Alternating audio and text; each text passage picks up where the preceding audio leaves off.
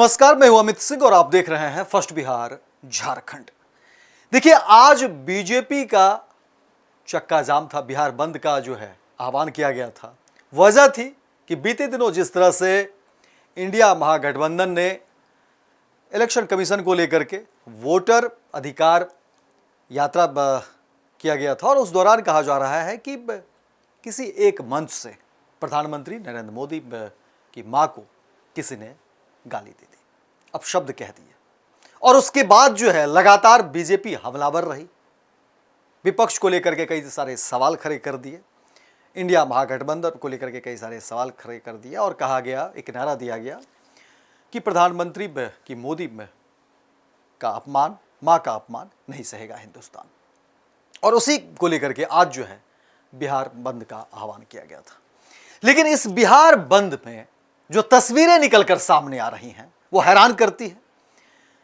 आप बिहार बंद का नारा दे रहे हैं, मां के सम्मान को लेकर के बातें कर रहे हैं, नारी सम्मान, नारी अस्मिता की बात कर रहे हैं, महिला की अस्मिता की बात कर रहे हैं, लेकिन दूसरी तरफ जो तस्वीरें बिहार के तमाम जिले से निकलकर सामने आ रही हैं वो बहुत सारे सवाल जो है वो खड़े करता है कि आखिर इस बिहार बंद के पीछे की कहानी क्या है।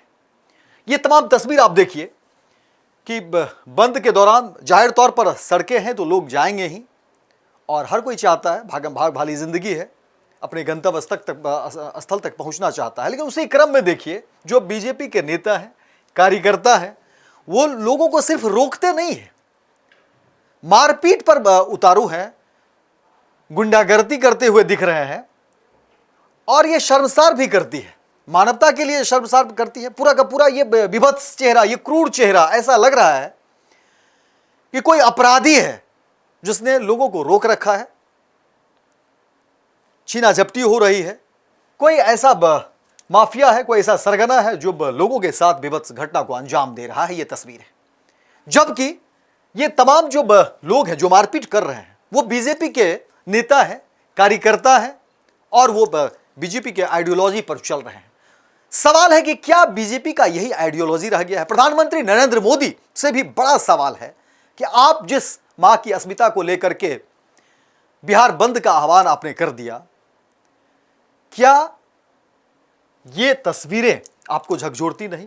क्या ये तस्वीरें मुंह नहीं चिढ़ाती? और या क्या ये तस्वीरें बीजेपी के आइडियोलॉजी के साथ खरा दिखता है? अगर हां तो फिर तो कुछ नहीं कह सकते। लेकिन बीजेपी का ऐसा चेहरा तो था नहीं। बीजेपी की जो आइडियोलॉजी रही है वो ये नहीं कहती है कि आप लोगों से इस तरह से बर्ताव करें, लोगों के साथ मारपीट करें, गुंडाई करें, लोगों के साथ छीना झपटी करें, खून खराबा करें।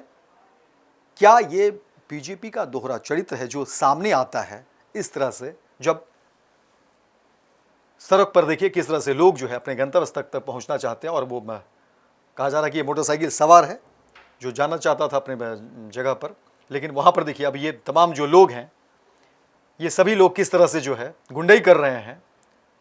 और इससे आप समाज में क्या मैसेज देना चाह रहे हैं? क्या ऐसे लोगों पर कार्रवाई नहीं होनी चाहिए? और ये सिर्फ मेहजबानगी है। इस तरह की कई तस्वीर आज हमने फर्स्ट बिहार झारखंड पर दिखाई है, जहां पर कुछ जगह ऐसी भी तस्वीर आई जहां पर महिलाओं के साथ अभद्रता से पेश किया गया, मारपीट तक की गई। ऐसा लग रहा था कि कोई मुजरिम हो जिसे पुलिस पकड़ती है, टॉर्चर करती है और एक आम आदमी के साथ इस तरह से जुल्म, इस तरह से बर्बरतापूर्ण रवैया बीजेपी के कार्यकर्ताओं ने, बीजेपी के नेताओं ने,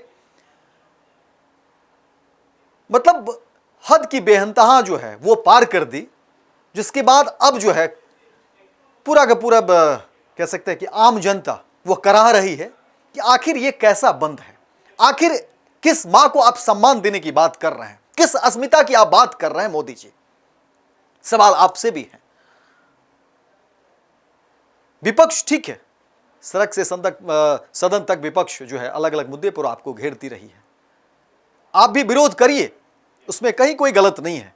लेकिन आम आदमी को शिकार बनाना, आम आदमी को टारगेट करना, आम आदमी के साथ विभत्स व्यवहार करना, आम आदमी के मान सम्मान का ख्याल नहीं रखना, आम आदमी के साथ मारपीट करना, यह जघन्य अपराध है और इसकी सजा है और ऐसे लोगों को सजा मिलनी चाहिए।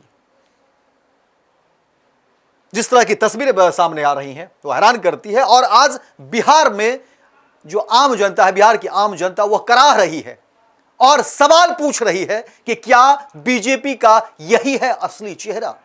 लोग चुनाव की बात कर रहे हैं, सामने बिहार में विधानसभा के चुनाव भी हैं 2-3 महीने बाद, और फिर यह गुस्सा अगर लोगों के मन में रह गया तो फिर बहुत कुछ कहने की जरूरत नहीं है। इसलिए संभलिए, संभालिए ऐसे कार्यकर्ताओं को और दूर रहिए ऐसे लोगों से जो बीजेपी की आइडियोलॉजी को जिस तरह से दिखाने की कोशिश करें, क्योंकि लोग तो यही समझेंगे ना, कार्यकर्ता तो बीजेपी के ही हैं, नेता तो बीजेपी के ही हैं, जाम भी तो आज बीजेपी का ही था।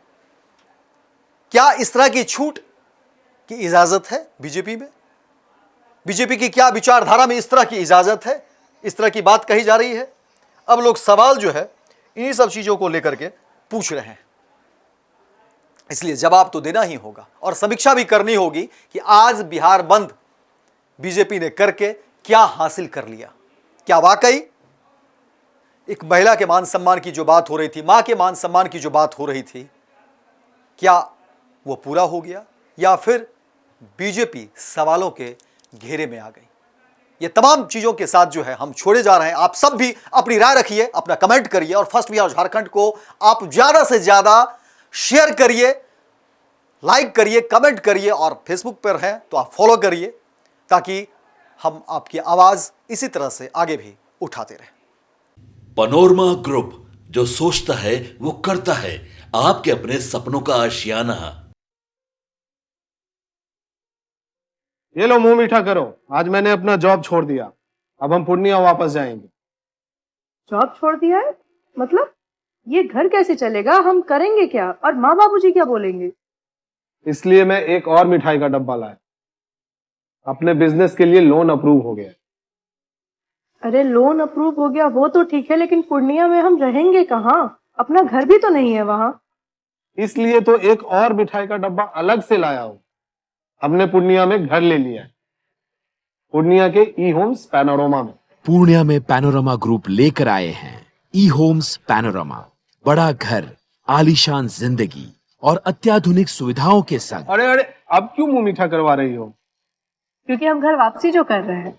घर वापसी की खुशी पूर्णिया में ई होम्स पैनोरमा के संग।